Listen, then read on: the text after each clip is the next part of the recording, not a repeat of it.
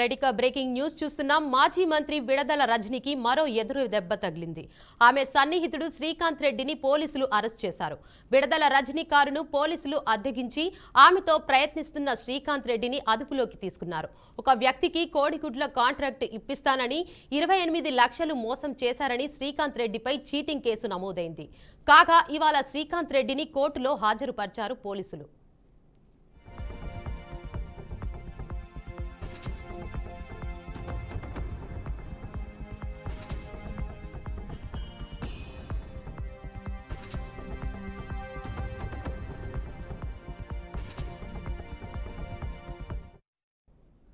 కాగా అరెస్టు ప్రయత్నం సందర్భంగా విడదల రజనీ మరియు పోలీసు అధికారుల మధ్య తీవ్ర వాగ్వాదం జరిగింది. శ్రీకాంత్ రెడ్డిని అరెస్టు చేసిన నిర్దిష్ట అభియోగాలు ఏమిటో చెప్పాలని మాజీ మంత్రి డిమాండ్ చేశారు. కాగా దీనిపై స్పందించిన విడదల రజనీ పోలీసులపై తీవ్ర స్థాయిలో మండిపడ్డారు. మహిళ అని కూడా చూడకుండా సీఐ మీదకి వచ్చారంటూ ఆగ్రహం వ్యక్తం చేశారు. సీఐ సుబ్బారాయుడు టీడీపీ కార్యకర్తలా వ్యవహరించారని ఆరోపించారు.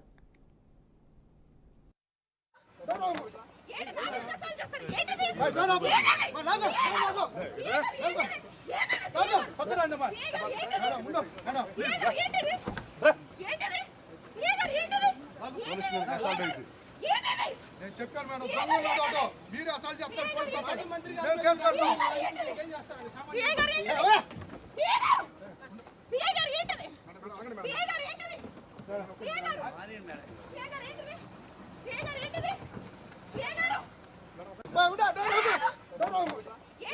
అక్కడ ఉన్నటువంటి నాదెండ్ల ఎస్ఐ గారు వాళ్ళ సిబ్బంది అంతా కూడా ఒక్కసారి చాలా ఎంబ్రాజింగ్ గా అక్కడ అంతా కూడా గుమ్మిగూడి చాలా హడావిడి చేస్తా ఉన్నారు. నేను కారెక్కుదామని వచ్చినటువంటి నేను ఏమైందండి, ఏంటి, ఎందుకు ఇంత ఎంబ్రాజింగ్ గా ఇలాంటి అట్మాస్ఫియర్ ని క్రియేట్ చేస్తున్నారు, ఏమైందని చెప్పి వారిని అడగడం జరిగింది. మా ఫాలోవర్ అయినటువంటి శ్రీకాంత్ రెడ్డిని తీసుకువెళ్ళడానికి వచ్చాము అని చెప్తా ఉన్నారు. ఏం కేసు ఏంటి అని చెప్పి మాట్లాడుతూ నేను కారెక్కుతాను.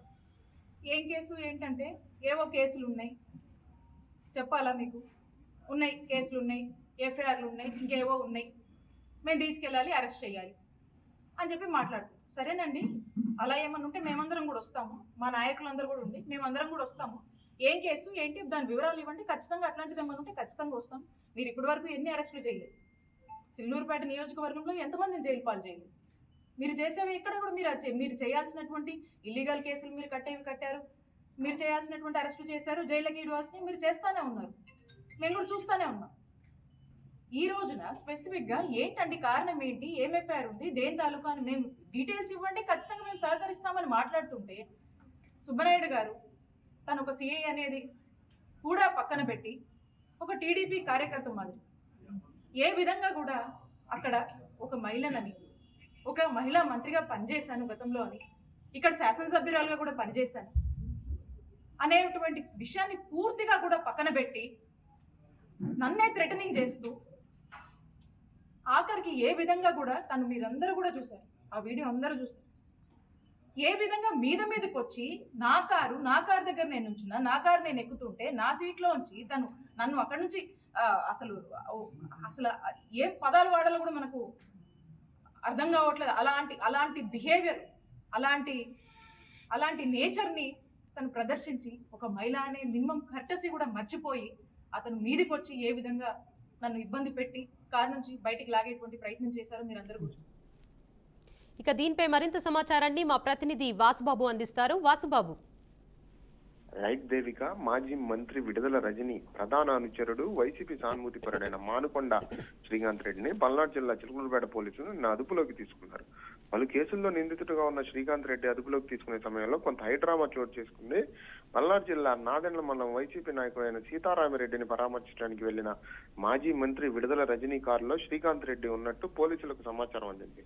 వెంటనే సమాచారం అందుకున్న చిలుకూరుపేట రూరల్ సిఐ సుబ్బానాయుడు పోలీసుల సిబ్బందితో కలిసి జంగాలపల్లిలో రజనీ కారును అడ్డగించి శ్రీకాంత్ రెడ్డిని అదుపులోకి తీసుకునే ప్రయత్నం అయితే చేశారు. దీని లోపల కారులో ఉన్న శ్రీకాంత్ రెడ్డిని అదుపులోకి తీసుకోవడానికి సీఏ సుబ్బానాయుడు కారు తలుపులు తీయబోగా రజని అడ్డుకున్నారు. ఏంటిది సీఏ గారని ఆగ్రహం తోగిపోతూ పెద్దగా కేకలు వేశారు. అటు కారుకు సంబంధించి కారుకు అడ్డంగా నిలబడి తలుపులు తీయనివ్వకుండా పోలీసులతో చాలాసేపు వాగ్విద్వాదానికి అయితే దిగారు. విధులకు ఆటంకం కలిగిస్తే కేసులు పెట్టాల్సి వస్తుందని పోలీసులు హెచ్చరించినా సరే విడుదల రజని కేకలు వేస్తూ అడ్డుకుంటూ ఉండగానే పోలీసులు బలవంతంగా కారు తలుపులు తెరిచి శ్రీకాంత్ రెడ్డిని అదుపులోకి తీసుకున్నారు. వైసీపీ ప్రభుత్వ హయాంలో గతంలో వైసీపీ ప్రభుత్వం అధికారంలో ఉండగా ఉమ్మడి గుంటూరు జిల్లాలో అంగన్వాడీ కేంద్రాలకు సంబంధించి కోడిగుడ్లు సరఫరా కాంట్రాక్ట్ ఇప్పిస్తామని చెప్పి చిలకలూరుపేటకు చెందిన రత్నారెడ్డి అనే వ్యక్తి దగ్గర 24 లక్షల రూపాయలు వసూలు చేశారంటూ చీటింగ్ కేసు విషయంలో అతన్ని అదుపులోకి తీసుకున్నట్లుగా తెలుస్తుంది Devika. Right, thank you Vasubabu.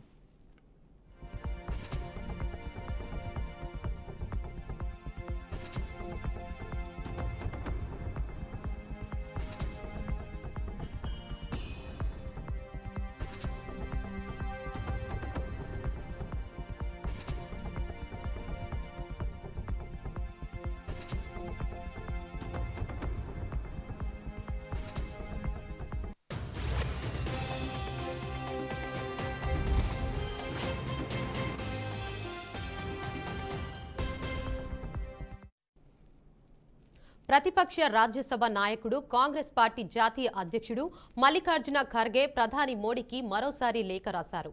అందులో పహల్గాంలో జరిగిన ఉగ్రవాద దాడి నేపథ్యంలో పార్లమెంటు ఉభయ సభల ప్రత్యేక సమావేశాన్ని ఏర్పాటు చేయాలని తాను ఏప్రిల్ 28న రాసిన గుర్తు చేస్తూ మరో లేఖ రాశారు. పహల్గాం ఉగ్రవాద దాడి, ఆపరేషన్ సింధూర్ మరియు కాల్పుల విరమణ ప్రకటనలపై చర్చించడానికి పార్లమెంటు ప్రత్యేక సమావేశాన్ని ఏర్పాటు చేయాలని ప్రతిపక్షాల ఏకీగ్రవ అభ్యర్థనను కాంగ్రెస్ అధ్యక్షుడు రాజ్యసభలో ప్రతిపక్ష నాయకుడు మల్లికార్జున్ ఖర్గే ప్రధాని మోదీకి లేఖలో పేర్కొన్నారు. అలాగే తన రిక్వెస్టుపై ప్రధాని మోడీ సానుకూలంగా స్పందిస్తారని తనకు నమ్మకం ఉందని లేఖలో ఖర్గే ఆశాభావం వ్యక్తం చేశారు.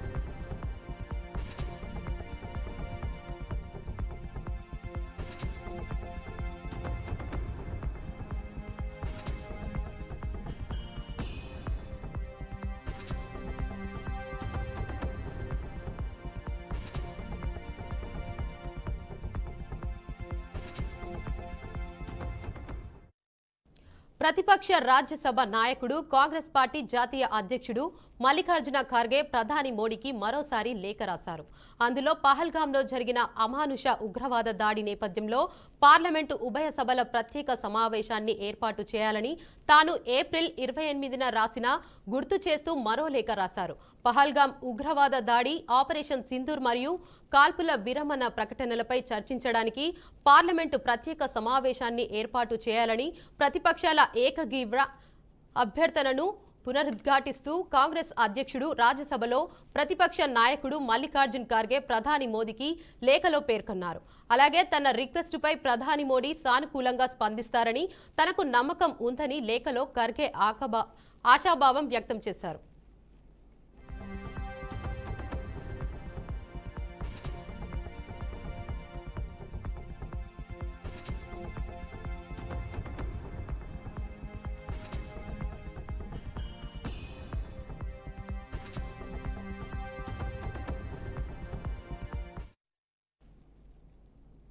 గుంటూరు జిల్లా కాజా టోల్గేట్ వద్ద సీఐ వాసు హల్చల్ సృష్టించాడు.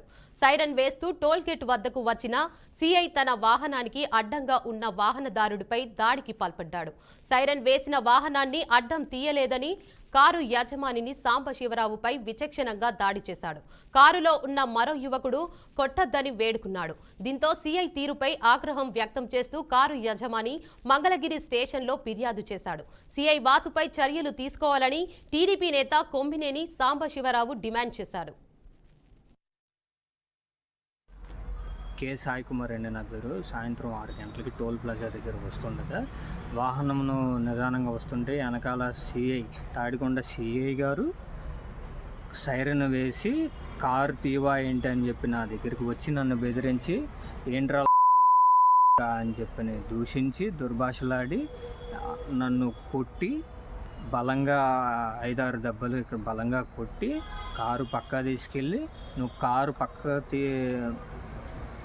ఎక్కువ మాట్లాడితే కారు బండి సీజ్ చేసి స్టేషన్కి తీసుకెళ్తాను, ఎందుకు కొడుతున్నారని ఈ బాబు అడగగా ఈ బాబుని నువ్వు ఎందుకు మాట్లాడుతున్నావు, అసలు నువ్వు ఇప్పుడే ఎలా మాట్లాడితే ఫ్యూచర్లో ఇంకా ఎలా అని చెప్పని బాబుని చెయ్యెత్తి కొట్టబోగా బాబు భయపడి భయభ్రాంతానికి గురి చెంది ఏడవడం జరిగింది. నన్నైతే బలంగా ఇక్కడ కొట్టడం వల్ల నాకు ఇప్పుడు ఈ చెవి వినికిడి అనేది తగ్గింది సార్. దయచేసి ఇలా పోలీసుల వారు తగిన చర్య తీసుకోవాల్సిందిగా కోరుతున్నాను. ఇదే అండి ఆ కార్ అయితే ఇందాకైతే ఇక్కడైతే గట్టి కొట్టారు ఈ ప్లేస్లో. దేశ రక్షణలో భాగంగా జమ్మూ కాశ్మీర్ సరిహద్దుల్లో వీరమరణం పొందిన శ్రీ సత్యసాయి జిల్లా వాసి జవాన్ మురళీ నాయక్ అంత్యక్రియలు ఆయన స్వగ్రామమైన గోరంట్ల మండలం కల్లి తాండాలో ఆశ్రు నయానాల మధ్య జరిగాయి. ఈ కార్యక్రమానికి హాజరైన మంత్రి నారా లోకేష్ అమర జవానుడి భౌతిక కాయం ఉన్న శవపేటికను స్వయంగా తన భుజాలపై మోసి అందరినీ కదిలించారు. మురళీ నాయక్ పార్థివ దేహానికి పుష్పగుచ్చం ఉంచి శ్రద్ధాంజలి ఘటించిన అనంతరం ఆయన కుటుంబ సభ్యులను ఓదార్చారు. మురళీ నాయక్ కుటుంబానికి కేంద్ర రాష్ట్ర ప్రభుత్వాలు అన్ని విధాల అండగా నిలుస్తాయని భరోసా మంత్రి లోకేష్ ఇచ్చారు. దేశానికి నిలబడి మేము నిలబడతాం, మేము పోరాడతాం, దేశాన్ని మేము కాపాడుతాం చెప్తాం జరిగింది. కుటుంబాలకి దూరంగా, తల్లిదండ్రులకి దూరంగా వాళ్ళు అక్కడ ఉండి దేశం కోసం అహర్నిశలు నిలబడుతున్న వ్యక్తులు. ఈరోజు జవాన్లు అక్కడ నిలబడారు కనుకనే, పోరాడుతున్నారు కనుకనే భారతీయులు ఆంధ్రులం మనం ఇక్కడ హాయిగా బతికే పరిస్థితి. దాంట్లో మొన్న జరిగిన దాడిలో మన నాయక్ చనిపోతాం జరిగింది. మురళీ నాయక్ చిన్నప్పటి నుంచి కూడా మిలిటరీకి నేను ఉంటాను, నేను చనిపోతే భారతదేశ జెండా కప్పుకుని చనిపోతానని పదే అతని కుటుంబానికి చెప్తాం జరిగింది. కుటుంబానికి ఏకైక బిడ్డ మురళీ నాయక్. చిన్నప్పుడు వాళ్ళ అవ్వ తాతతో పెరిగిన వ్యక్తి. దేశం కోసం నిలబడతాను, దేశం కోసం పోరాడతానని చెప్పిన వ్యక్తి మురళీ నాయక్. ఇంత చిన్న వయసులో మురళీ నాయక్ చనిపోతాం నిజంగానే చాలా బాధాకరం. ఆ కుటుంబానికి అటు కేంద్ర ప్రభుత్వం ఇటు రాష్ట్ర ప్రభుత్వం అండగా నిలబడుతుంది. గౌరవ ముఖ్యమంత్రి గారు మాతో మాట్లాడారు, ఉప ముఖ్యమంత్రి గారు, అదేవిధంగా హెల్త్ మంత్రి మన సత్యకుమార్ గారితో మాట్లాడి ఆ కుటుంబానికి ప్రభుత్వం నుంచి ఆర్థిక సాయం కింద 50 లక్షల రూపాయలు, దాంతోపాటు 5 ఎకరాల భూమి, ఇల్లు కట్టుకునేదానికి 300 గజాలు. బంజారాయిల్స్ రోడ్ నెంబర్ 11లో నాలా ఆక్రమణకు గురైంది. నాలా బఫర్ జోన్లో ఇంటి యాజమాని బ్లూ షీట్స్ ఏర్పాటు చేశాడు. బఫర్ జోన్ 3.70 మీటర్ల వదిలినట్లు ఎన్ఓసి తీసుకుని 1 మీటర్ మాత్రమే వదిలి నిర్మాణం చేపట్టాడు. ఇరిగేషన్ విభాగం అధికారులు పట్టించుకోవడం లేదని పలువురు ఆరోపిస్తున్నారు.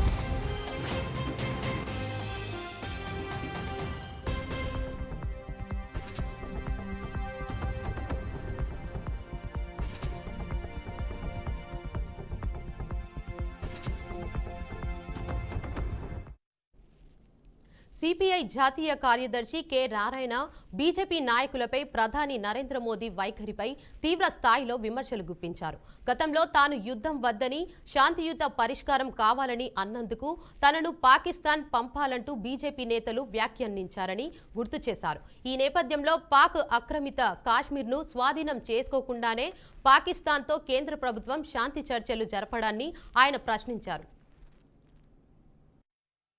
పాకిస్తాన్ మధ్య యుద్ధ విరమణ శాంతి చర్చలకు స్వాగతం పలుకుతా ఉన్నాం. ఇది ఒక విధంగా ఎప్పుడైనా యుద్ధం అనేది మానవాళికి వ్యతిరేకమైంది. అంటే టెర్రరిస్టులు ఇంకా ప్రమాదకారి. అందరూ టెర్రరిస్టులను అంతం చేయడానికి కావాల్సిన ఏర్పాటు చేయాల్సిందే. అది రేపు బయలేటర్ డిస్కషన్లో కూడా పాకిస్తాన్ భారతదేశ మధ్య చర్చల్లో కూడా ఎవరైతే పహల్గామ్లో దాడికి ప్లాన్ చేశారో ఆ టెర్రరిస్ట్ని వెనక్కి తీసుకురావాలా. ఎందుకంటే గతంలో బాంబేలో హోటల్ పైన దాడి చేసిన టెర్రరిస్ట్ వెనక్కి తీసుకొచ్చారు కదా, అదే పద్ధతుల్లో వీళ్ళని కూడా టెర్రరిస్ట్ కూడా వెనక్కి తీసుకోవాల్సిన అవసరం ఉంది. దాన్ని బయట డిస్కషన్ పెట్టాలి. ఇంకొకటి, ఇప్పుడు శాంతి చర్చలు కొనసాగిస్తున్నాయి కదా, మరి ఒకప్పుడు నేను చెప్పిన దాన్ని నాకు నారాయణ పాకిస్తాన్కి పంపించాలని చెప్పేసి కొంతమంది బీజేపీ నాయకులు అవాక శాఖలు వాగారు. ఇప్పుడేమంటారు, ఇప్పుడు మోడీని పంపించాలన్నా పాకిస్తాన్కి? అనేక మందిని చనిపోయారు, 26 మంది చనిపోయారు, ముఖ్యపక్షాన్ని పెళ్లి చేయడం సరిపోయింది. అంత బాధపడిన వాళ్ళకంతా కంపెన్సేషన్ ఎవరు ఇస్తారు, వాటిపైన ఎవరు బాధ్యత ఇస్తారు? మరి అవన్నీ లేకుండా ఎందుకు సీజ్ ఫైర్ అయ్యారు? ఎందుకు పీఓకి ఎందుకు ఆక్రమించుకోవడం వదిలేసి చేశారు? ఇవన్నీ చూసినప్పుడు మీరు టాక్టిఫుల్గా భారతదేశం అడ్డం పెట్టుకొని చేసే వ్యాపారం తప్పకుండా నాకేం కనపడలేదు. సిన్సియర్గా మేము టెర్రరిస్ట్ పైన దాడి చేయమని గట్టిగా చెప్పిన దానికి మమ్మల్ని BrahMos aerospace integration and testing ఫెసిలిటీని కేంద్ర రక్షణ శాఖ మంత్రి రాజ్నాథ్ సింగ్ వర్చువల్ గా ప్రారంభించారు. దేశానికి, యూపీకి ఇది చారిత్రాత్మకమైన రోజని అన్నారు. లక్నోలో జరిగిన ఈ కార్యక్రమానికి యూపీ సీఎం యోగి ఆదిత్యనాథ్ హాజరయ్యారు. ఆపరేషన్ సింధూర్లో బ్రహ్మోస్ శక్తి ఏంటో స్పష్టమైందని, బ్రహ్మోస్ ప్రభావం ఎలా ఉంటుందో పాకిస్తాన్ను అడిగితే తెలుస్తోందని యోగి ఆదిత్యనాథ్ అన్నారు. ఈ కార్యక్రమంలో బ్రహ్మోస్ ఏరోస్పేస్ నుండి సీనియర్ అధికారులు, రక్షణ మంత్రిత్వ శాఖ ప్రతినిధులు, సాయుధ దళాలకు చెందిన ప్రముఖులు కూడా పాల్గొన్నారు.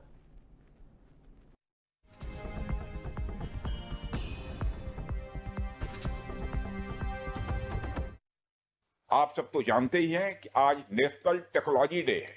आज ही के दिन 1998 में श्रद्धेय अटल बिहारी वाजपेयी जी के नेतृत्व में हमारे वैज्ञानिकों ने पोखरण में परमाणु परीक्षण करके दुनिया को भारत की ताकत दिखाई थी। और वह परीक्षण हमारे साइंटिस्ट, इंजीनियर्स, डिफेंस पर्सनल और कई अन्य स्टेक होल्डर्स के अथक प्रयासों का ही परिणाम था। यह हमारे वैज्ञानिकों तथा इंजीनियर्स को मान्यता देने, उनको रिकॉग्नाइज करने और उनके कंट्रीब्यूशन को एक्नॉलेज करने का दिन है। मुझे अच्छी तरह याद है, जब मैंने इसका शिलान्यास किया था, उस समय माननीय मुख्यमंत्री श्री योगी आदित्यनाथ जी भी थे। उस दौरान मैंने यह इच्छा जाहिर की थी कि जितनी जल्दी हो सके इस प्रोजेक्ट को पूरा कर लिया जाए। और मुझे यह देखकर बेहद खुशी हुई कि आप लोगों ने मेरी भावना का सम्मान रखा और महज 40 महीने में इस प्रोजेक्ट को पूरा करके दिखाया। आज हमारे आसपास जैसी परिस्थितियां हैं, उसे देखते हुए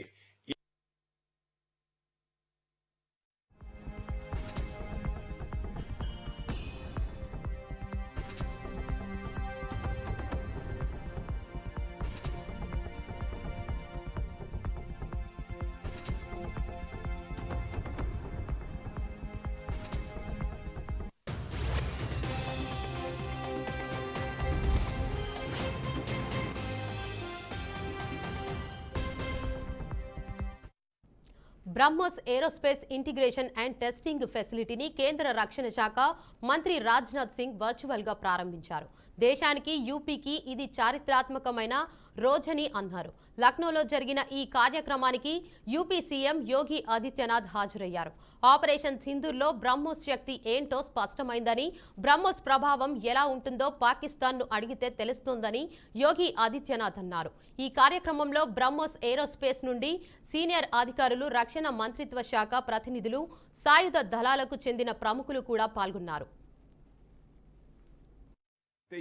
आज नेशनल टेक्नोलॉजी डे है।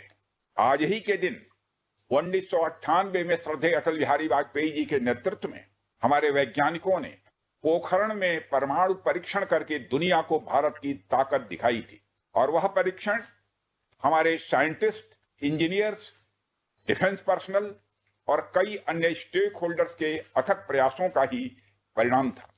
यह हमारे वैज्ञानिकों तथा इंजीनियर्स को मान्यता देने, उनको रिकॉग्नाइज करने और उनके कंट्रीब्यूशन को एक्नॉलेज करने का दिन है। मुझे अच्छी तरह याद है जब मैंने इसका शिलान्यास किया था, उस समय माननीय मुख्यमंत्री श्री योगी आदित्यनाथ जी भी थे। उस दौरान मैंने यह इच्छा जाहिर की थी कि जितनी जल्दी हो सके इस प्रोजेक्ट को पूरा कर लिया जाए और मुझे यह देखकर बेहद खुशी हुई कि आप लोगों ने मेरी भावना का सम्मान रखा और महज 40 महीने में इस प्रोजेक्ट को पूरा करके दिखाया। आज हमारे आसपास जैसी परिस्थितियां हैं उसे देखते हुए ये बेहद जरूरी हो जाता है कि हम अपने लक्ष्यों को ऐसे ही समयबद्ध तरीके से पूरा करते रहें। इस मौके पर मैं उत्तर प्रदेश के माननीय రంగారెడ్డి జిల్లా మహేశ్వరంలో ఆపరేషన్ సింధూర్ మద్దతుగా ఎమ్మెల్యే సబితా ఇంద్రారెడ్డి నాయకత్వంలో భారీ తిరంగా ర్యాలీ నిర్వహించారు. జాతీయ జెండాలను చేతపట్టుకొని భారత్ మాతాకి జై అంటూ నినాదాలతో హోరెత్తించారు. స్థానిక అంబేద్కర్ విగ్రహం నుండి బాలాపూర్ చౌరస్తా వరకు ఆమె భారీ ర్యాలీకి శ్రీకారం చుట్టారు. ఆమె మాట్లాడుతూ ఆపరేషన్ సింధూర్లో భాగంగా ప్రతీకారంతో పాకిస్తాన్ విరుచుకు పడడంతో మన దేశ జవాన్ మురళీ నాయక్ అమరులయ్యారన్నారు. ఆయన ఆత్మకు శాంతి కలగాలని గలంగా నివాళులర్పించారు. మహిళలు చూస్తుండగానే భర్తల ప్రాణాలు గాల్లో కలిపేసిన ఉగ్రవాదులకు తగిన మరణ శాసనాన్ని వేళ్లకూర్చడం హర్షించదగిన విషయమని సబితా ఇంద్రారెడ్డి అన్నారు. మన యుద్ధం చేస్తున్న భారత ఆర్మీకి సంఘీభావంగా ఈరోజు ఒక ర్యాలీ నిర్వహించడం జరిగింది. నిజంగా మన భారత ఆర్మీకి సెల్యూట్ చేయాలా. ఎందుకంటే రాత్రులక పగలనక సరిహద్దుల్లో కాపలా కాస్తూ మనల్ని కంటికి రెప్పలా కాపాడుతున్న వాళ్ళకి సెల్యూట్ చేయాలి. ఈరోజు భారత ఆర్మీ ఏదైతే యుద్ధం చేస్తున్నది పాకిస్తాన్ మీద అని భావించొద్దు. ఉగ్రవాదం మీద యుద్ధం జరుగుతా ఉంది. ఉగ్రవాదమైనా ఉన్మాదమైనా ఎక్కడున్నా, ఏ రాష్ట్రంలోనే, ఏ దేశంలోనే ఎక్కడున్నా కూడా అణచివేయాల్సిన అవసరం మానవాళికి. అదే పని ఈరోజు మన భారత ఆర్మీ చేస్తా ఉన్నారు. దాదాపుగా 26 మంది సామాన్యుల ప్రాణాలు తీసుకున్న ఉగ్రవాదాన్ని ఉపేక్షించకూడదని ఈరోజు భారత ఆర్మీ చేస్తున్న పోరాటానికి మనం అందరం కూడా మద్దతుగా నిలుస్తూ వాళ్ళకి అభినందనలు చెప్తా ఉన్నాం, సెల్యూట్ చేస్తా ఉన్నాం. ఈరోజు ఎక్కడైనా కూడా